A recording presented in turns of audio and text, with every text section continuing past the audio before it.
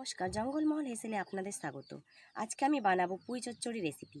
ভিডিওটি আপনারা প্রথম থেকে শেষ পর্যন্ত দেখতে থাকুন। দেখুন পুঁই শাকগুলো কতটা টাটকা, বাবা নিয়ে এসছে বাজার থেকে। আজকে পুঁই চচ্চড়ি বানিয়ে ফেল, তাই আমিও বললাম ঠিক আছে আমি পুঁই চচ্চড়িটা বানিয়ে নিই।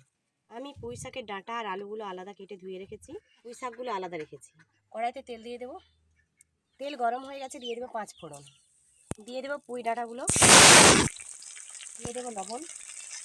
ডাঁটাগুলো ভালোভাবে ভাজা হয়ে গেছে, এরপর আমি দিয়ে দেবো আলুগুলো, দিয়ে দেবো পেঁয়াজ, দিয়ে দেবো রসুন বাটা, দিয়ে দেবো জিরে গুঁড়ো, হলুদ গুঁড়ো, লঙ্কা গুঁড়ো। মশলা ভালোভাবে কষিয়ে নেব। মশলা কষানো হয়ে গেছে, এরপর আমি দিয়ে দেবো পুঁই শাকগুলো, দিয়ে দেবো পরিমাণ মতো জল, এরপর আমি ঢাকা দিয়ে দেবো। দেখুন পুঁই চচ্চড়ি আমার রেডি হয়ে গেছে, এরপর আমি নামিয়ে নেব। দেখুন পুঁই চচ্চড়ি রেডি। ভিডিওটি ভালো লাগলে চ্যানেলটিকে সাবস্ক্রাইব করে দেবেন।